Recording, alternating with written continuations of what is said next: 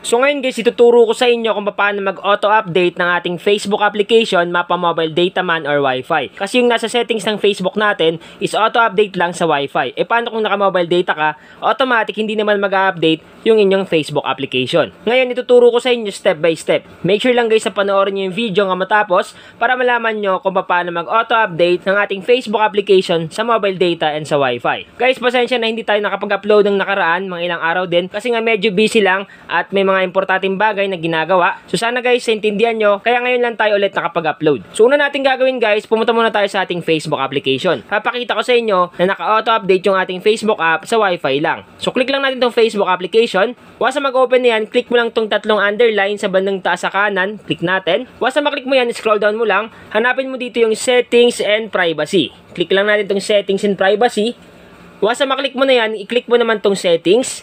Click Settings.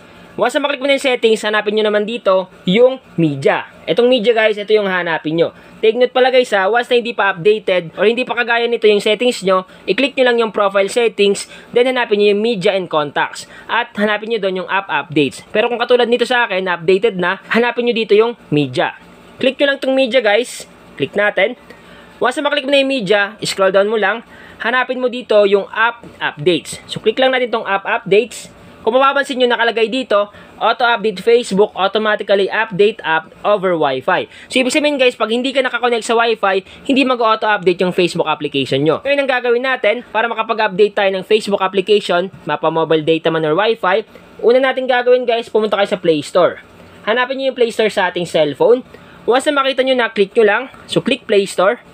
Then, once na mag-open yung Play Store, sa bandang taas sa kanan, may makikita ka dyang account. Yung account nyo dyan na bilog, click nyo lang tong bilog dito, yung account nyo dyan. Once na maklik mo na, click mo lang tong settings dito. Click settings. Once na maklik mo na yung settings, i-click mo naman yung network preferences. So, ito yun guys, network preferences. Click mo lang. Once na maklik na natin yan, hanapin nyo dito yung auto update apps. So, ito yun guys, click lang natin yan.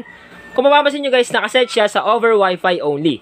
Ngayon guys, para updated lagi yung Facebook application natin, para pag may mga bagong features, automatic magkakaroon yung Facebook app, iset nyo siya sa over any network. Pag nakaset siya sa over any network, mapa mobile data man or Wi-Fi, automatic guys, mag-update yung Facebook application nyo. At hindi lang sa Facebook mag-update, pati na rin yung mga application na naka-install sa cellphone nyo. So para ma-activate yung over any network, click mo lang itong bilog sa katabi, click mo lang. So automatic guys, activated na yung auto-update apps. Ibig sabihin lang yung Facebook application natin is lagi nang updated. Kahit hindi na natin imano-mano mag-update, automatic guys, mag-update na yan at magkakaroon ng mga bagong features kung merong update si Facebook.